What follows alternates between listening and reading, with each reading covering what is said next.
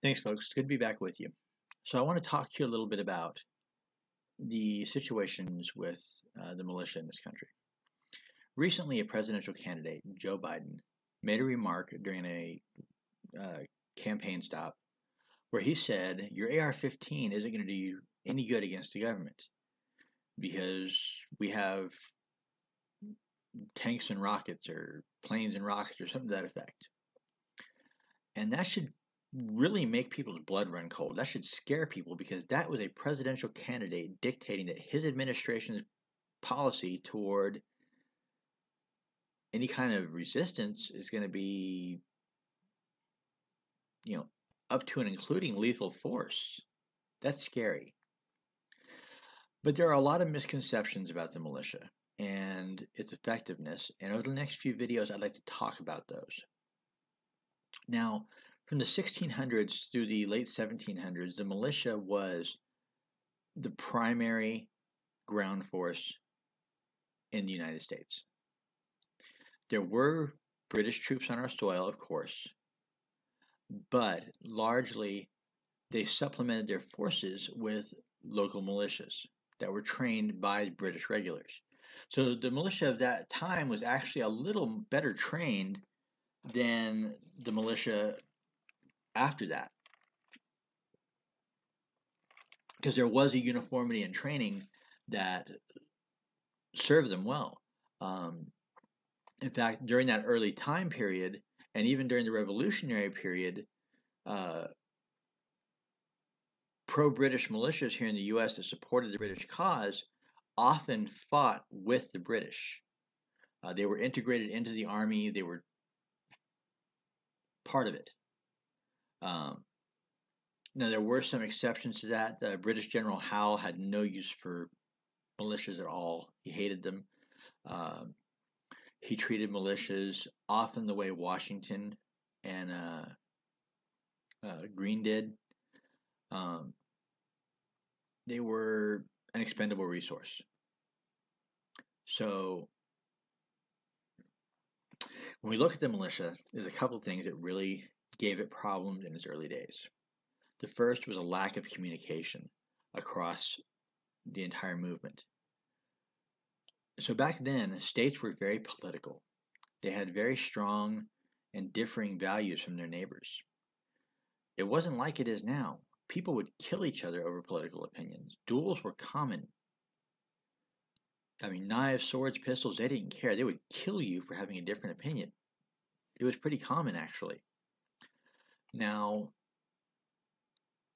so you have these two states that to some degree are still training the same. That memory of what the British taught them was there.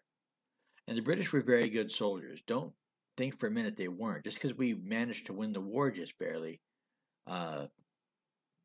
don't write the British Army off. They were one of the most powerful armies of the era. And a lot of the training we came to the table with, we got from them.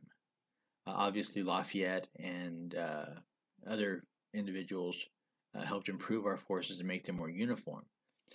Now, people talk about the militia not being able to stand against regular army.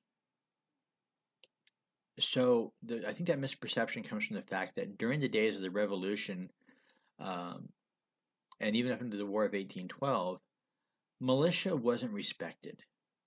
At the town level, yeah, townsfolk greatly respected their militia. But when you got to the federal level, militias weren't respected.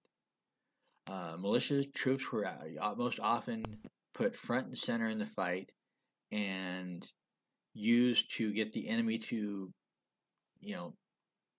send as many resources downrange as they could before a regular army engaged them. So when you look at that odd, well, when you consider the fact that the militia was moderately trained, most of the time working with people they didn't like or in general work well with, because they were training each other so differently between states. And the fact that the militia generally was very poorly equipped. They had whatever they brought from home.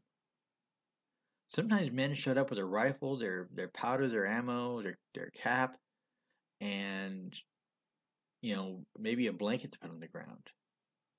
These men were not ready for the hardships of war, and it led to a lot of morale issues and desertion issues, which also is a negative image painted onto the militia today. When you think about it, largely the militia was still a principal core of our fighting force during the Revolution. So even though they were used poorly, basically thrown out for slaughter, the militia did pretty well against a standing British army. You had men like Howe who disparaged them, but British General Howe was a butcher in every sense of the word. So it's hard to put much merit in what he had to say about anybody, because he hated Americans, period. He made that clear. Colonists were filth to him. So when we look at those early days and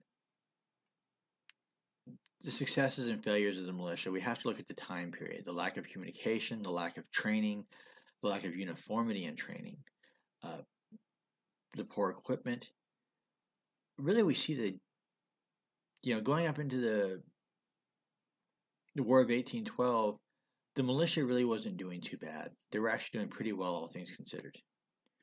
We're going to talk about this more in our next video when we move forward into the Civil War in the early 1900s and the Dick Act. As always, folks, be decent to each other. We're all in this together. God bless.